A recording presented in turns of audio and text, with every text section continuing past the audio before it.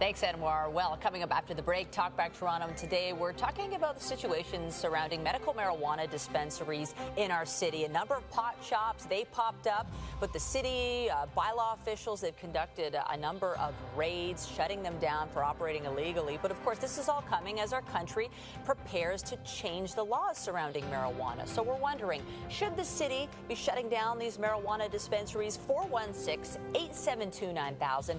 Give us a call live on Talkback Toronto today. You can also tweet your thoughts. #TalkbackTO. They sell marijuana. It's still illegal, but they keep opening anyway after police shut them down. What should happen? Yeah, the police say that they're going to continue cracking down on the marijuana dispensaries. The city and the province have said this isn't our deal. We're going to let the federal government institute the new laws and the protocol. So a lot of people, though, are quite angry. We saw today at the committee meeting at City Hall, they're angry.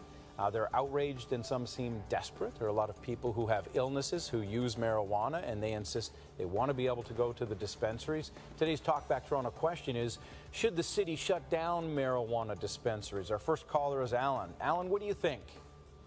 Well, it's extremely frustrating. I understand people's frustration. With that said, I'm prescribed cannabis for epilepsy. Last month I paid $320 for 30 grams of cannabis, which is better than $10 a gram.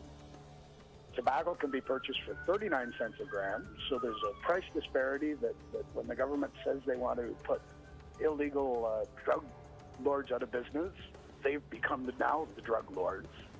When it comes to the health aspect, 3 of the last 4 months when I've worked with the federal program, it's taken an extra 5 days to get that medication.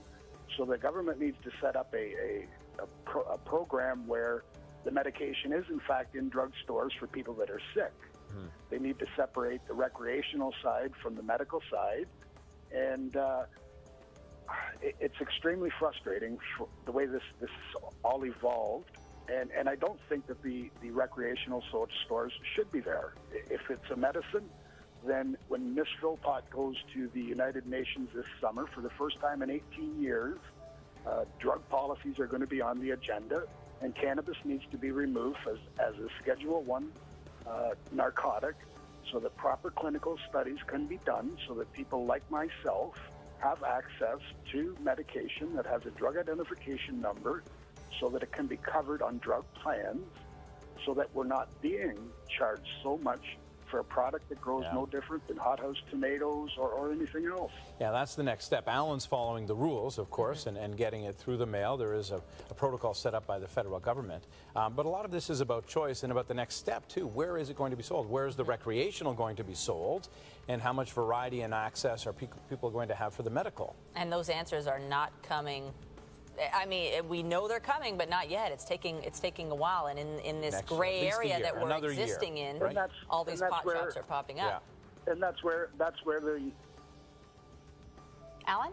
Yeah, and that's where there's a big hole right now that the federal government's not filling. Yeah. And that's why there is some need, I believe, I guess, for the time being, for these compassion clubs, but to me, there's no compassion either by these clubs or by the federal government when you have people like myself paying, again, $10 a gram. The cannabis got the acronym weed for a reason. It'll grow anywhere under any conditions.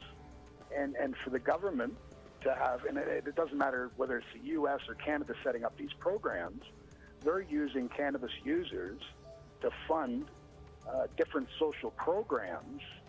And they don't do it with alcohol. They don't do it with tobacco. All right, so Alan, many other things. Alan, thank you for your call. Right. Thank you for your call and your Thank you for the platform. Yeah. Have a good day. Thank you. Some interesting points there. Let's see what Kylie has to say. Hi, Kylie. Hi. So what do you think about the city's approach to these pot shops, the raids? I don't like it one bit. Reason being, there are plenty of people that need it for health reasons. Number one being chronic issues, that it's not just used for cancer, that it's used for like epilepsy, like Alan just spoke of. My husband, he takes it for seizures. I have an issue with my stomach that I've been dealing with for years now. I don't have one of those medical cards, and it's hard for those that don't, that are trying to get through that to get it, because doctors and officers keep putting forth the excuses that it doesn't work, that it's illegal.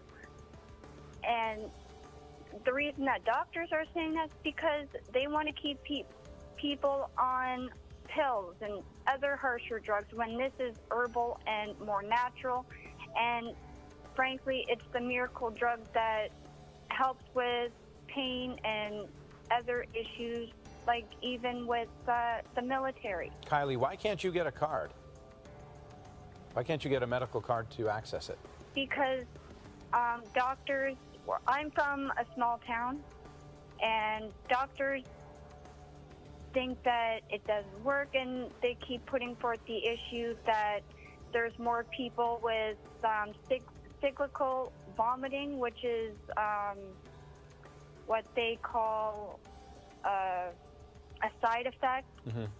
But there's more people with chronic issues that the government is completely overlooking, and they're more about how they're going to look in the end.